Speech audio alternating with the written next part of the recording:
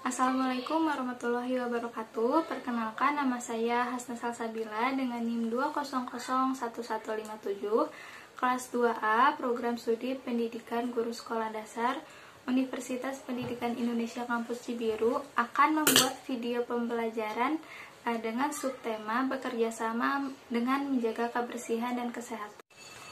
Adapun tujuan dari video pembelajaran ini, yang pertama, siswa mampu mengetahui definisi lingkungan sehat dan tidak sehat. Yang kedua, siswa mengetahui ciri-ciri lingkungan yang bersih dan tidak bersih. Yang ketiga, siswa mengetahui berbagai macam alat kebersihan. Yang keempat, siswa mengetahui cara menjaga kebersihan di berbagai lingkungan. Dan yang terakhir, siswa mengetahui dampak dari lingkungan yang tidak bersih terhadap manusia dan hewan. Assalamualaikum warahmatullahi wabarakatuh. Selamat pagi anak-anak semua, apa kabarnya hari ini? Semoga sehat selalu ya. Nah, pada hari ini kita akan belajar mengenai bekerja sama dengan menjaga kebersihan dan kesehatan. Nah, di samping ibu terdapat dua buah gambar. Nah, dua buah gambar ini menggambarkan lingkungan yang sehat dan yang tidak sehat. Lingkungan sehat adalah lingkungan yang bersih, bebas dari kuman atau penyakit sehingga penghuninya merasa nyaman. Nah, sedangkan lingkungan yang tidak sehat adalah lingkungan yang tidak bersih, tidak terawat sehingga penghuninya ini mudah tertular atau terkena penyakit. Nah, selanjutnya bagaimana sih ciri-ciri dari rumah dan kelas yang bersih? Nih, ada contohnya ya di sebelah ibu.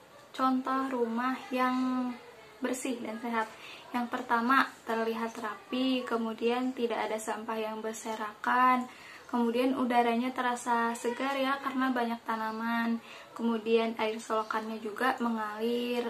Nah, sebaliknya nih, rumah yang tidak sehat, banyak sampah berserakan, kemudian berantakan, sehingga tercium bau tidak sedap dan juga selokannya menyumbat. Nah, lalu bagaimana sih lingkungan kelas yang bersih? Nah, coba kelas kita termasuk nih kelas yang bersih. Yang pertama, ciri-cirinya itu meja dan kursinya selalu terlihat rapi. Kemudian papan tulisnya nih harus dibersihkan lagi setelah dipakai. Kemudian yang kedua, tidak ada sampah yang berserakan. Kemudian juga tidak berdebu karena selalu dibersihkan. Nah, sedangkan sebaliknya, kelas yang kotor itu tidak rapi, meja dan kursinya berantakan, kemudian banyak sampah berserakan, juga berdebu karena jarang dibersihkan. Nah, lingkungan yang tidak bersih ini akan menimbulkan polusi atau pencemaran. Nah, bagaimana sih polusi atau pencemaran? Nah, di samping ibu ada contoh gambarnya ya.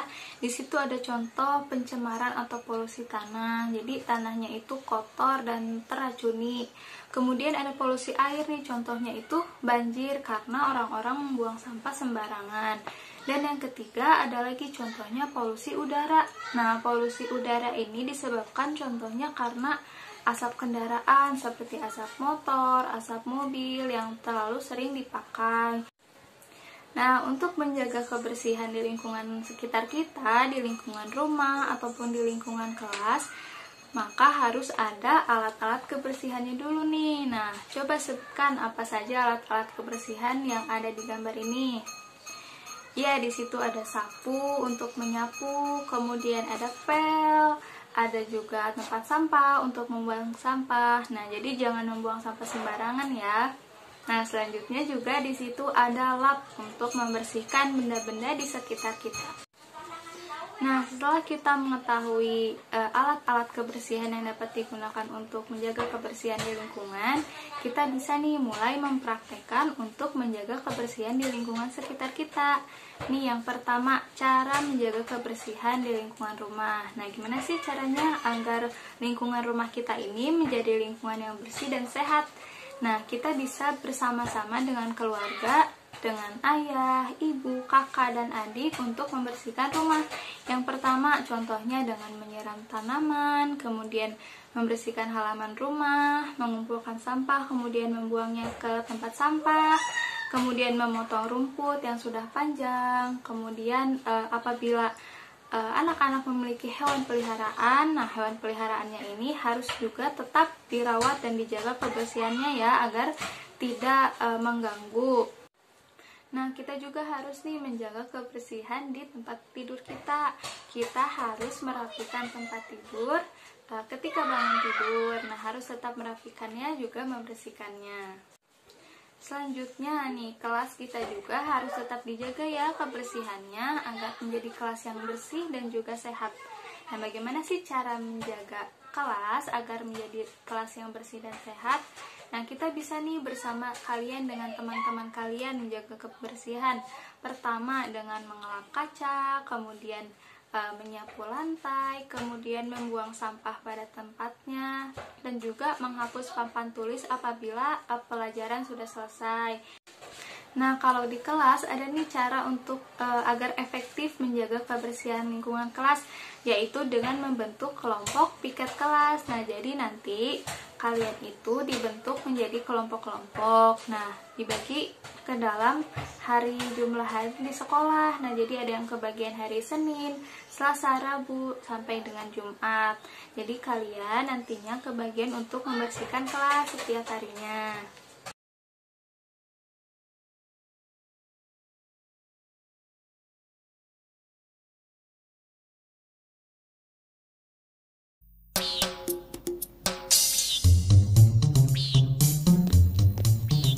Hai teman, namaku Boni dan ini adikku Boy.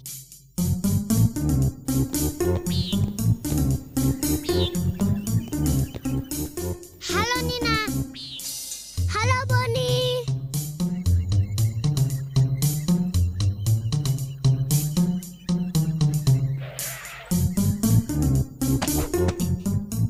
Aku Joki.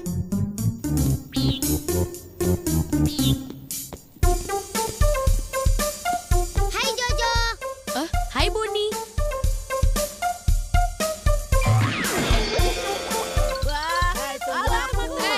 Ayo ke sini kita main.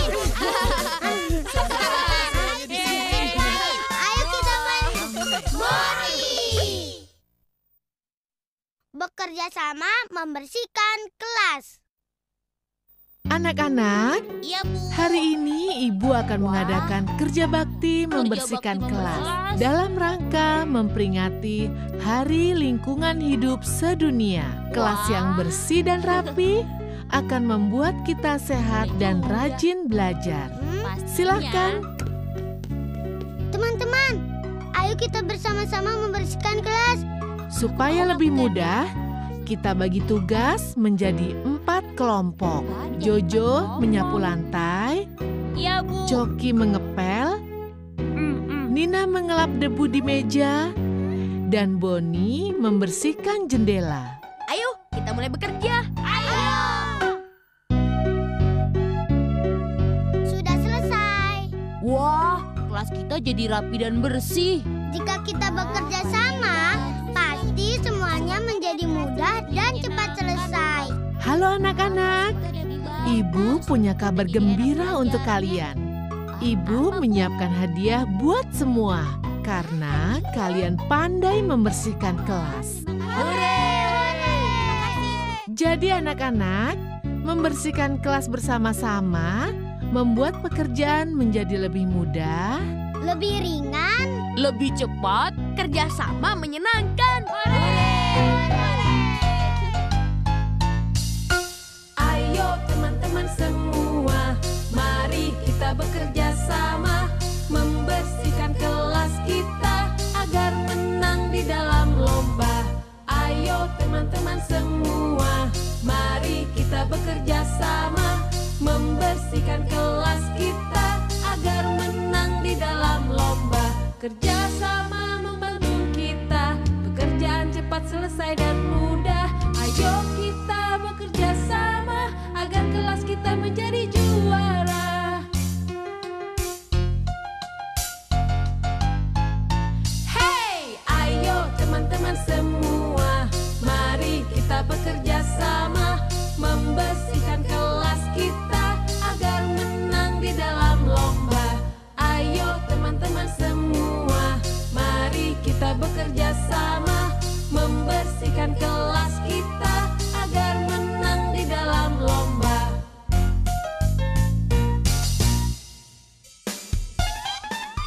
pengetahuan.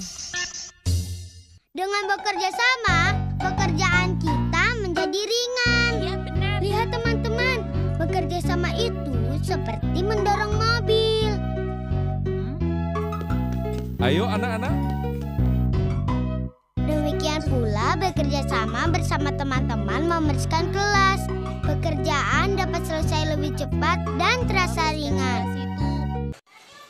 Baik, selanjutnya selain di rumah dan sekolah, kita juga harus tetap menjaga kebersihan di lingkungan umum. Di lingkungan umum itu contohnya di tempat bermain, di tempat berekreasi, dan lingkungan sekitar di tempat tinggal kita. Nah, contohnya itu kita bisa bersama-sama dengan tetangga melakukan kerja bakti. Nah, biasanya tuh kerja bakti biasanya di hari Minggu atau hari libur. Biasanya itu orang tua bekerja bakti membersihkan solokan, kemudian mengumpulkan sampah-sampah berserakan dan membuangnya ke tempat sampah. Nah, selain itu juga contohnya suka ada yang memotong rumput apabila rumput di sekitar lingkungan rumah sudah terlalu panjang. Nah, kita juga harus menjaga kebersihan di tempat wisata atau tempat bermain.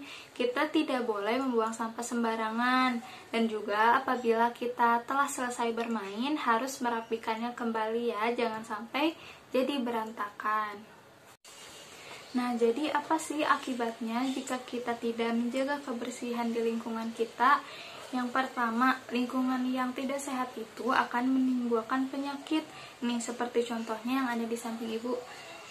Kuman ini dibawa oleh lalat ke makanan-makanan yang akan kita makan. Nah, ketika makanan itu kita makan, berarti kuman juga masuk ke dalam tubuh kita dan menimbulkan penyakit. Nah, penyakit apa saja? Contohnya nih, ada penyakit sakit perut. Nah, karena kuman itu masuk ke dalam perut kita, jadi perut kita merasa sakit gitu. Nah, kemudian setelah itu ada juga nih menimbulkan efek gatal-gatal karena banyaknya sampah yang menumpuk gitu. Sampahnya menimbulkan gatal-gatal.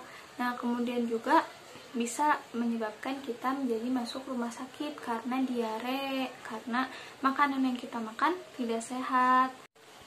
Nah, bukan hanya manusia saja loh yang terkena atau terdampak karena lingkungan yang tidak bersih. Nah, hewan-hewan di laut juga bisa terdampak nih karena menumpuknya sampah, karena kita membuang sampah sembarangan. Contohnya di sini ada penyu yang terlilit oleh sampah plastik. Karena sampah plastiknya dibuang ke sungai sehingga mengalir ke laut, jadi mereka terlilit oleh sampah-sampah plastik. Kemudian ada juga di situ paus ya. Ya, paus di situ terlihat makan sampah karena kan paus tidak bisa membedakan ya mana yang bisa dimakan atau tidak. Jadi paus makan yang ada di laut. Nah, yang karena sampah itu mengalir ke laut, jadi pausnya jadi makan sampah yang ada di laut. Kemudian juga itu ada contohnya di situ anjing laut yang terlilit karena sampah-sampah plastik. Nah, sehingga lingkungan yang tidak bersih atau tidak sehat ini bukan hanya berdampak kepada manusia, tapi juga kepada hewan. Nah, pembelajaran untuk hari ini dicukupkan sekian. Jangan lupa untuk selalu menjaga kebersihan di lingkungan sekitar kita, karena lingkungan yang bersih akan memberikan kesehatan kepada kita. Terima kasih. Wassalamualaikum warahmatullahi wabarakatuh.